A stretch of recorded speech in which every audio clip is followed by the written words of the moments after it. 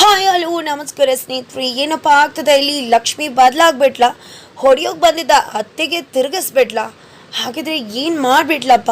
ಯಾಕೆ ಇದೆಲ್ಲವನ್ನ ಕೂಡ ತಿಳ್ಕೊಬೇಕು ಅಂದರೆ ಈಗಲೇ ನಮ್ಮ ಈ ಚಾನಲ್ನ ಸಬ್ಸ್ಕ್ರೈಬ್ ಮಾಡಿ, ಹಾಗೆ ಒಂದು ವಿಡಿಯೋವನ್ನು ಪೂರ್ತಿಯಾಗಿ ನೋಡಿ. ಏನೋ ಟ್ವಿಸ್ಟ್ ಏನೋ ಆಗ್ತದೆ, ಆದರೆ ಅದು ಏನು, ಯಾವ ರೀತಿ ಟ್ವಿಸ್ಟ್ ತಗೊಳುತ್ತೆ ಎಲ್ಲ ಕೂಡ ಮುಂದಿನ ಸಂಚಿಕೆಗಳಲ್ಲಿ ಕಾದು ನೋಡಿದ್ರೆ ಖಂಡಿತ ಎಲ್ವೂ ಕೂಡ ಗೊತ್ತಾಗುತ್ತೆ. ಕೀರ್ತಿ ಪ್ಲ್ಯಾನ್ ಮಾಡಿದ್ದು ವರ್ಕೌಟ್ ಆಗಿದೆ. ಕೀರ್ತಿ ಯಾವ ಒಂದು ಕೆಲಸ ಆಗಬೇಕು ಅಂದ್ಕೊಂಡು ಅದೇ ಕೆಲಸ ಆಗೋಕ್ಕೆ ಮುಂದಾಗಿರುತ್ತೆ. ಆದರೆ ಸಮಯ ಪರಿಸ್ಥಿತಿ ವೈಷ್ಣವ್ ಬಾಯಿಂದ ಮತ್ತೆ ಸುಳ್ಳು ಹೇಳಿಸುತ್ತೆ, ಮತ್ತೆ ಒಂದು ಸತ್ಯ ಹೇಳುವುದನ್ನು ತಡೆಯುತ್ತೆ. ಯಾವಾಗ ಲಕ್ಷ್ಮಿ ಮನಸ್ಸಲ್ಲಿ ನಾನು ಬದಲಾಗ್ತೀನಿ, ನಮ್ಮಿಬ್ಬರು ಜೀವನ ಚೆನ್ನಾಗಾಗತ್ತೆ, ಅದಕ್ಕೆ ಟೈಮ್ ಬೇಕಾಗಿದೆ, ಖಂಡಿತ ಎಲ್ಲ ಸರಿ ಹೋಗುತ್ತೆ, ನನಗೆ ಹೋಪ್ಸ್ ಇದೆ, ನಾವು ಮತ್ತೆ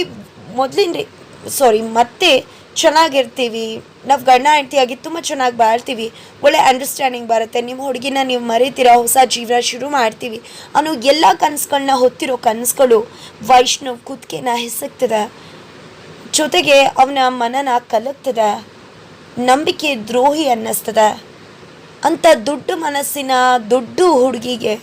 ಮನಸ್ಸಿನ ಹುಡುಗಿಗೆ ದ್ರೋಹ ಮಾಡ್ತಿದ್ದೀನಿ ಅಂತ ಫೀಲ್ ಆಗ್ತದೆ. ಹಾಗಾಗಿ ಸತ್ಯ ಹೇಳೇ ಬಿಡಬೇಕು.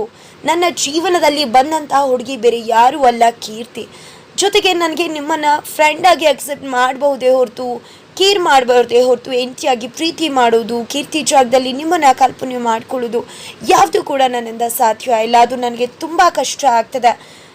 ಜೊತೆಗೆ ನೀವು ನನ್ನ ಬಗ್ಗೆ ಹೋಪ್ಸ್ ಇಟ್ಕೊಂಡಿದ್ರ ಎಲ್ಲ ಸರಿ ಹೋಗುತ್ತೆ ಅಂತ, ಬಟ್ ನನಗೆ ಯಾಕೋ ನಿಮ್ಮನ್ನು ಹೆಂಡತಿ ಥರ ಒಪ್ಕೊಳ್ಳೋಕ್ಕೆ ಸಾಧ್ಯ ಆಗ್ತಿಲ್ಲ.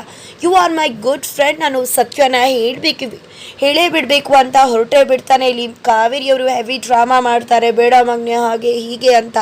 ಬಟ್ ವೈಷ್ಣವ್ ಹೇಳೇ ತೀರ್ತೀನಿ ಅಂತ ಹೋದರೆ ಅಲ್ಲಿ ಅವನಿಗೆ ಹೇಳೋಕೆ ಅಡ್ಗಾಲ್ ಬರುತ್ತೆ. ಬಿಕಾಸ್ ಸೂಪರ್ ಜೋಡಿ ಕಾಂಪಿಟೇಷನಲ್ಲಿ ಭಾಗವಹಿಸಬೇಕಾಗಿದೆ. ಈ ಕಡೆ ಹೇಗೆ ಇದೆಲ್ಲ ಅಂದಾಗ ಅವ್ರು ಹೇಳಿದ್ರು ನೀವು ಕೂಡ ಭಾಗವಹಿಸ್ತಿದ್ದೀರ ಅಂತ ಸುಪ್ರೀತಾ ಅವರು ಹೇಳ್ತಿದ್ದಾಗಿ ಒಂದು ವಿಷಯ ಹೇಳಿದ್ರೆ ಖಂಡಿತ ಲಕ್ಷ್ಮಿ ಅವ್ರ ಮನಸ್ಸಿಗೆ ಹರ್ಟ್ ಆಗುತ್ತೆ, ಇದು ಕಾಂಪಿಟೇಷನ್ ಮೇಲೆ ಎಫೆಕ್ಟ್ ಆಗುತ್ತೆ ಅನ್ನೋ ಒಂದೇ ಕಾರಣಕ್ಕೆ ಸುಮ್ಮನೆ ಆಗ್ತಾನೆ. ಬಟ್ ಮನೆಯವರೆಲ್ಲರೂ ಸೇರಿಕೊಂಡು ಕೃಷ್ಣ ಹಾಗೆ ಕಾವೇರಿ ಅವ್ರಿಗೆ, ವೈಷ್ಣವ್ ಹಾಗೆ ಲಕ್ಷ್ಮಿಗೆ ನಾಲ್ವರು ನಡುವೆ ಎರಡು ಜೋಡಿಯಾಗಿ ಕಾಂಪಿಟೇಷನ್ ಏರ್ಪಡಿಸಿದ್ದಾರೆ. ಎಷ್ಟು ಚೆನ್ನಾಗಿ ಪರ್ಫಾರ್ಮ್ ಮಾಡ್ತಾರೆ ಅಂತ ಹೇಳಿ ಟ್ರಯಲ್ನ ಮಾಡ್ತಿದ್ದಾರೆ. ಆದರೆ ಇಲ್ಲಿ ಸಖತ್ತಾಗಿ ಪರ್ಫಾರ್ಮ್ ಮಾಡ್ತಿರೋದು ಕೃಷ್ಣ ಹಾಗೆ ಕಾವೇರಿಯವರು, ಆದರೆ ತುಂಬ ಸಖತ್ತಾಗಿ ಪರ್ಫಾರ್ಮ್ ಮಾಡ್ತಿರೋದು ಲಕ್ಷ್ಮಿ. ಬಿಕಾಸ್ ಜಸ್ಟ್ 3-6 ತಿಂಗಳ ನಡುವೆ ವೈಷ್ಣವ್ನ ತುಂಬ ಚೆನ್ನಾಗಿ ಅರ್ಥ ಮಾಡ್ಕೊಂಡಿದ್ದಾಳೆ. ಜಸ್ಟ್ ಒಪಿನಿಯನ್ ಶೇರ್ ಮಾಡೋದ್ರ ಮುಖಾಂತರ ಅಲ್ಲ, ಪ್ರತಿ ಕ್ಷಣ ಪ್ರತಿ ದಿನ ವೈಷ್ಣವ್ ಜೀವನನ ಅಬ್ಸರ್ವ್ ಮಾಡೋದ್ರ ಮುಖಾಂತರ ಲಕ್ಷ್ಮಿ ತುಂಬ ಚೆನ್ನಾಗಿ ವೈಷ್ಣವ್ನ ಅರ್ಥ ಮಾಡ್ಕೊಂಡಿದ್ದಾಳೆ. ಹಾಗಾಗಿ ಕೇಳೋ ಪ್ರತಿ ಪ್ರಶ್ನೆಗೂ ಕೂಡ ಲಕ್ಷ್ಮಿಯಿಂದ ಸರಿಯಾದ ಉತ್ತರನೇ ಸಿಗತ್ತೆ. ಅಲ್ಲಿ ಕಾವೇರಿ ಕೃಷ್ಣ ಅವರು ಸರಿಯಾದ ಉತ್ತರನೇ ಕೊಡ್ತಿದ್ದಾರೆ. ಆದರೆ ಇಲ್ಲಿ ತಪ್ಪು ಉತ್ತರ ಕೊಡ್ತಿರೋದು ವೈಷ್ಣವ್.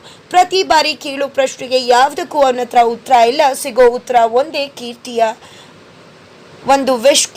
ಒಂದು ಆಸೆ, ಅವ್ಳಿಗೆ ಏನು ಇಷ್ಟ ಇರುತ್ತೋ ಅದೇ ಉತ್ತರ ವೈಷ್ಣವ್ ಬಾಯಿಂದ ಬರ್ತದೆ.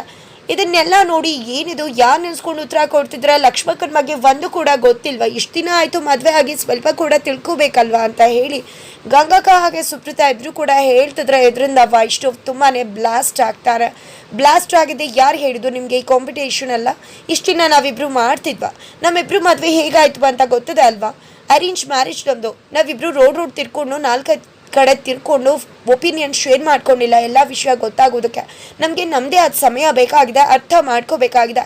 ನಾನು ಕೂಡ ಲಕ್ಷ್ಮಿ ಅವ್ರಿಗೆ ತುಂಬಾ ಪ್ರಾಮಿಸ್ ಮಾಡಿದ್ದೀನಿ, ಅದ್ರ ಪ್ರಕಾರ ನಾನು ಕೂಡ ನಡ್ಕೋಬೇಕಾಗಿದೆ. ಆದರೆ ಇಲ್ಲಿ ನೀವು ಈ ರೀತಿ ಎಲ್ಲ ಮಾಡಿದ್ರೆ ಈಗ ತಾನೇ ನಾನು ಕಷ್ಟಪಡ್ತಾ ಇದ್ದೀನಿ, ಹೊಂದ್ಕೊಳ್ಳೋಕ್ಕೆ ಪ್ರಯತ್ನ ಪಡ್ತಿದ್ದೀನಿ, ಅರ್ಥ ಮಾಡ್ಕೊಳ್ಳೋಕ್ಕೆ ಟ್ರೈ ಮಾಡ್ತಿದ್ದೀನಿ. ಅದ್ರ ನಡುವೆ ಇದನ್ನೆಲ್ಲ ಮಾಡಿ ನಮಗೆ ಹೊಟ್ಟೆ ಹುರಿಸ್ಬೇಡಿ. ಇದರಿಂದಾಗಿ ಲಕ್ಷ್ಮಿ ಅವ್ರಿಗೆ ಎಷ್ಟು ಬೇಜಾರಾಗಲ್ಲ, ನಾನು ಉತ್ತರ ಕೊಡ್ತಿಲ್ಲ, ಆದರೆ ಈ ರೀತಿಯೆಲ್ಲ ಮಾಡೋದ್ರಿಂದ ಏನು ಸಿಗುತ್ತೆ ನಿಮಗೆ ಅಂತ ಕೋಪ ಮಾಡಿಕೊಂಡು ಹೊರಟೇ ಬಿಡ್ತಾನೆ ವೈಷ್ಣವ್. ಆದರೆ ಇಲ್ಲಿ ಲಕ್ಷ್ಮಿ ಸಮಾಧಾನ ಮಾಡೋಕ್ಕೆ ಹೋದರೆ, ಏನ್ರಿ ಲಕ್ಷ್ಮಿ ಅವರೇ, ನನಗೆ ಗೊತ್ತಿದೆ ನಿಮಗೆ ನನ್ನಿಂದ ತುಂಬ ತೊಂದರೆ ಆಗ್ತದೆ ಅಂತ, ನಾನು ನಿಮಗೆ ತುಂಬಾ ಹರ್ಟ್ ಮಾಡ್ತಿದ್ದೀನಿ, ನಾನು ನಿಮಗೆ ಮಾತು ಕೊಟ್ಟಿದ್ದೆ, ಭಾಷೆ ಕೊಟ್ಟಿದ್ದೆ, ಇಷ್ಟೊತ್ತಿಗಾಗಲೇ ಎಲ್ಲ ಪ್ರಾಮಿಸಸ್ ಕೂಡ ನಾನು ನಡ್ಕೋಬೇಕಿತ್ತು, ಆದರೆ ನಾನು ಎಲ್ಲ ಪ್ರಾಮಿಸಸ್ನ ಕೂಡ ಬ್ರೇಕ್ ಮಾಡಿದ್ದೀನಿ, ಯಾವುದೇ ರೀತಿಯಲ್ಲೂ ಕೂಡ ಯಾವುದೇ ರೀತಿ ಪ್ರೋಗ್ರೆಸ್ ಇಲ್ಲ. ಇಷ್ಟೊತ್ತಿಗೆ ಎಲ್ಲ ಕೂಡ ಫುಲ್ಫಿಲ್ ಮಾಡಬೇಕಿತ್ತು, ಕಂಪ್ಲೀಟಾಗಿ ಹಸ್ಬೆಂಡ್ ಆಗಿ ವೈಫ್ ಆಗಿ ಲೀಡ್ ಮಾಡಬೇಕಿತ್ತು. ಬಟ್ ಅದು ನನ್ನಿಂದ ಸಾಧ್ಯ ಆಗ್ತಿಲ್ಲ. ತುಂಬಾ ನಾನು ಕೂಡ ಪ್ರಯತ್ನ ಪಡ್ತಿದ್ದೀನಿ. ನಿಮ್ಮ ಮನಸ್ಸಿಗೆ ನೋವು ಮಾಡೋದು ನನಗೆ ಇಷ್ಟ ಇಲ್ಲ. ನಂಗೆ ತುಂಬ ಚೆನ್ನಾಗಿ ಗೊತ್ತು ಅಲ್ಲಿ ನಿಮಗೆ ಎಷ್ಟು ನೋವಾಗ್ತಿತ್ತು ಅಂತ. ಪ್ರತಿ ಬಾರಿ ನಾನು ತಪ್ಪು ಹೇಳಿದಾಗ ನಿಮ್ಮ ಮನಸ್ಸಿಗೆ ತುಂಬ ನೋವಾಗುತ್ತೆ, ಅವಮಾನ ಆಗುತ್ತೆ, ಏನಪ್ಪ ಇದು ಅಂತ ಬೇರೆಯವರೆಲ್ಲ ಆಡ್ಕೋತಾರೆ. ಅದಕ್ಕೆ ಹೇಳಿದ್ದು ಇದು ಯಾವುದೇ ಕಾಂಪಿಟೇಷನ್ ಏನೂ ಕೂಡ ಬೇಡ ಅಂತ ಹೇಳ್ತಾರೆ. ಜೊತೆಗೆ ಇದರಿಂದಾಗಿ ಲಕ್ಷ್ಮಿ ಮನಸ್ಸಿಗೆ ಹರ್ಟ್ ಆಗುತ್ತೆ, ಒಡೆದು ಹೋಗುತ್ತೆ, ಕಣ್ಣೀರು ಹಾಕ್ತಿದ್ದಾಳೆ. ಕನ್ನಡಿ ನೋಡ್ಕೊಳ್ಳಿ ಏನಿದೋ ಅವ್ರ ಮನಸ್ಸಿಗೆ ಯಾಕೆ ತೊಂದರೆ ಆಗ್ತದೆ. ಅವ್ರು ನನಗೆ ಹೊಕ್ಕೊಡೋಕ್ಕೆ, ಜೊತೆಗೆ ಪ್ರಾಮಿಸಸ್ನ ಕಂಪ್ಲೀಟ್ ಮಾಡೋಕ್ಕೆ, ಹೀಗೆ ಮಾತು ಕೊಟ್ಟಿದ್ದೋ ಆ ರೀತಿ ನಡ್ಕೊಳ್ಳೋಕ್ಕೆ ತುಂಬ ಕಷ್ಟಪಡ್ತಿದ್ದಾರೆ. ಹಾಗಿದ್ರೆ ಅವ್ರಿಗೆ ನನ್ನ ಮೇಲೆ ಪ್ರೀತಿ ಇಲ್ವಾ? ತುಂಬ ಕಷ್ಟಪಡ್ತಿದ್ದಾರೆ. ಅಷ್ಟು ಕಷ್ಟಪಟ್ಟರೂ ಕೂಡ ಅವ್ರಿಗೆ ಇದನ್ನೆಲ್ಲ ಮಾಡೋಕ್ಕೆ ಸಾಧ್ಯ ಆಗ್ತಿಲ್ವಾ? ಅದರಿಂದ ಆಚೆ ಬರೋಕ್ಕೆ ಸಾಧ್ಯ ಆಗ್ತಿಲ್ವಾ? ಹಾಗಾದರೆ ನನ್ನ ಮೇಲೆ ಪ್ರೀತಿನೇ ಇಲ್ವಾ ಅಂತ ಕಣ್ಣೀರು ಕೋಡಿನೇ ಹರಿಸ್ತಿದ್ದಾಳೆ. ಆದರೆ ನಂತರ ಸಮಾಧಾನ ಮಾಡ್ಕೋತಾಳೆ. ವೈಷ್ಣವ್ ಅವರು ತುಂಬ ಪ್ರಯತ್ನ ಪಡ್ತಿದ್ದಾರೆ. ಅವರು ನನ್ನ ಬಗ್ಗೆ ಕಾಳಜಿ ಪ್ರೀತಿ ಎಲ್ಲ ಕೂಡ ಇದೆ ಅಂತ ಹೇಳಿ ಆರೈಕೆ ಮಾಡಿದ್ದು ಅವಳನ್ನ ಎಲ್ಲವನ್ನ ಕೂಡ ನೆನಪು ಮಾಡ್ಕೋತಾರೆ. ಆದರೆ ಅದಕ್ಕೆ ಅವ್ರಿಗೆ ಸ್ವಲ್ಪ ಸಮಯ ಬೇಕಾಗುತ್ತೆ. ಅದನ್ನು ನಾನು ಕೊಡಬೇಕು. ಅವ್ರಿಗೆ ನಾನು ಸಹಾಯ ಮಾಡಬೇಕು, ಹೊರಗಡೆ ಬರಬೇಕು ಅಂದರೆ ಏನು ಮಾಡಲಿ ನಾನು ಅಂತ ಅನ್ಕೋತಾಳೆ. ತುಂಬ ಬೇಜಾರು ಮಾಡ್ಕೊಂಡೆ ಮಲ್ಕೋತಾಳೆ.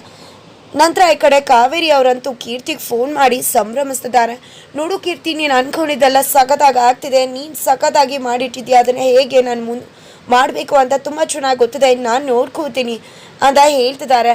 ಈ ಕಡೆ ಆಂಟಿ ಆದರೆ ತುಂಬಾ ಕಷ್ಟ ಆಗ್ತದೆ ಆಂಟಿ.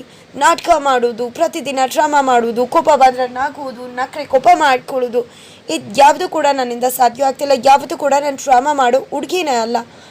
ಆದರೆ ಇವತ್ತು ಕೆಲಸ ಆಗ್ತಿದೆ, ನಂಗೆ ತುಂಬಾ ಇರಿಟೇಟ್ ಆಗ್ತಿದೆ ಅಂತ ಹೇಳ್ತಿದ್ರೆ, ಇದೆಲ್ಲ ನಿನಗೆ ಬೇಕಾಗಿತ್ತಾ? 3 ವರ್ಷದಿಂದ ನನ್ನ ಮಗನ ಯಾಕೆ ನೀನು ಪ್ರಪೋಸ್ ಮಾಡು ಅಂತ ಹೇಳಿದವರು. ಪ್ರಪೋಸ್ ಮಾಡದೇ ಇದ್ದಿದ್ರೆ ಇಷ್ಟೆಲ್ಲ ನಡೀತಿತ್ತ? ನಾನು ಇಷ್ಟೆಲ್ಲ ಪಾಡ್ಪಡಬೇಕಿತ್ತ?